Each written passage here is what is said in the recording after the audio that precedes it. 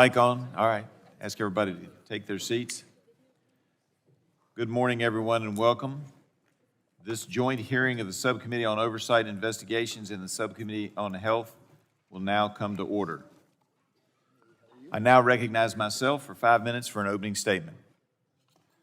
Good morning and welcome to this joint Oversight and Investigations and Health Subcommittee hearing examining the federal response to COVID-19. Before we start, I would like to extend my condolences to Assistant Secretary O'Connell of the Administration for Strategic Preparedness and Response, who was planning to testify here today, but unfortunately her sister passed away. To date, more than 1 million Americans have died from COVID-19, and on top of the loss of life, the pandemic brought our country to a standstill. It cost our economy around $15 trillion. That equates to more than 200,000 small businesses permanently closed due to the pandemic.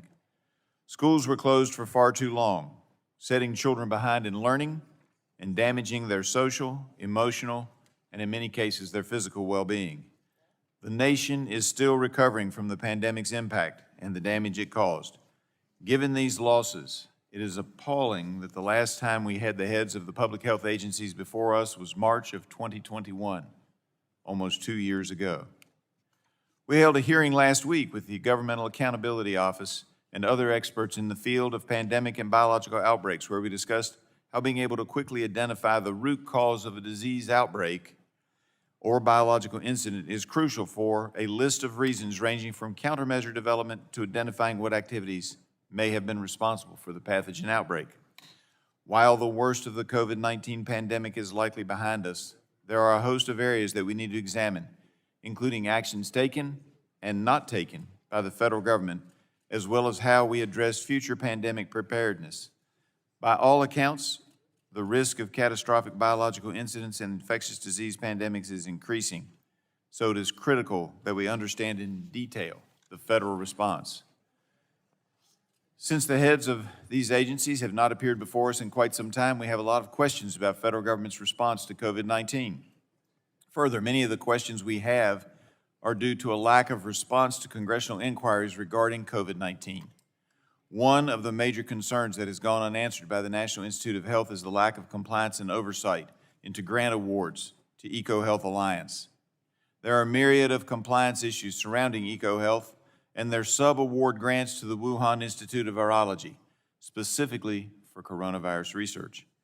The NIH has been reluctant to answer our inquiries on issues such as EcoHealth withholding data, potentially double billing the federal government, and missing laboratory notebooks and electronic files that were supposed to be delivered to the NIH by EcoHealth.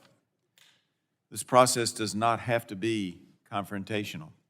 Republican leaders have sent a similar letter to entities such as Boston University about an experiment involving a hybrid COVID virus that attracted press attention. Boston University fully cooperated, sending a written response letter directly addressing the questions, producing about 2,000 pages of documents, and providing a briefing to bipartisan staff. In contrast, the NIH has not provided a satisfactory or complete response. This is not acceptable. Let me be clear. It is not acceptable to stonewall any member of Congress with oversight authority, whether that member be a Democrat or be a Republican, whether that member be in the minority or in the majority. The people of America entrust us to find the answers and to provide oversight of the federal government. Another one of the many issues that we hope to address today is the Centers for Disease Control and Prevention and their rationale for masking and the closure of reopening schools. We now have the findings of a comprehensive review of multiple randomized controlled trials that show, quote, no clear reduction in respiratory viral infection with the use of medical surgical masks, end quote, or in fact, with the use of N95 masks. The conclusion of these studies makes me wonder what evidence there was to justify forcing masking of our children. The members of these subcommittees also have questions about pathogen research being funded and conducted by federal agencies. In the United States, we've recently seen high-risk research done to intentionally modify pathogens, such as NIH experiments to enhance monkeypox virulence.